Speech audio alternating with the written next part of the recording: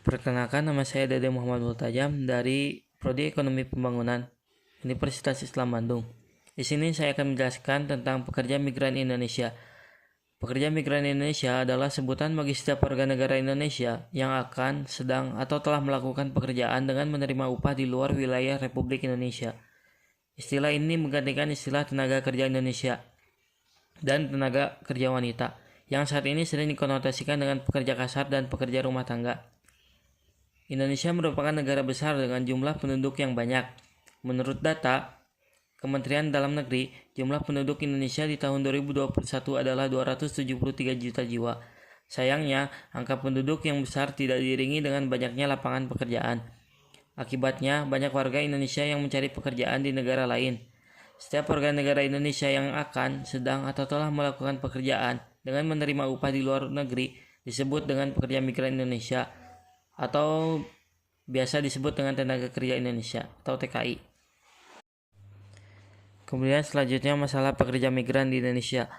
Masalah pekerja migran Indonesia, pekerja migran atau TKI menjadi salah satu penyumbang devisa negara terbesar. Namun, pekerja migran yang bekerja di luar negeri seringkali mengalami permasalahan. Permasalahan yang sering dialami TKI yaitu: yang pertama, kurangnya perlindungan hukum; yang kedua, tidak memiliki dokumen resmi; yang ketiga, kurangnya pengawasan oleh Badan Perlindungan Pekerja Migran Indonesia maupun Kedutaan Besar Republik Indonesia atau KBRI setelah berada di luar negeri.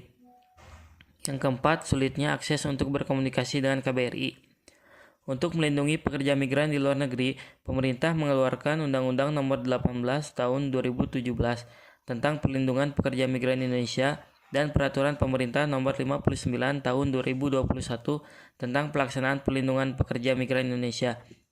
Dalam aturan ini, perlindungan pekerja migran Indonesia dilakukan untuk menjamin pemenuhan hak pekerja sebelum bekerja, selama bekerja, dan setelah bekerja. Namun, implementasi aturan ini masih dari jauh kata sempurna. Misalnya, masih sering terjadinya pemalsuan dokumen pekerja migran dan banyaknya pekerja migran yang tidak mendapatkan pelatihan sebelum diberangkatkan. Selanjutnya, upaya pekerja migran. Pemerintah harus terus memperbaiki perlindungan terhadap pekerja migran. Beberapa upaya yang dapat dilakukan yaitu: yang pertama, melakukan pendataan TKI dengan benar dan akurat, memperkuat perlindungan dan aturan hukum terhadap pekerja migran. Yang kedua, meningkatkan pengawasan mulai dari proses perekrutan, pemberangkatan hingga penempatan yang dilakukan perusahaan penempatan pekerja migran Indonesia. Yang ketiga, meningkatkan kerjasama dengan pemerintah daerah terkait penjagaan pembatasan agar tidak terjadi penyelundupan TKI tanpa dokumen.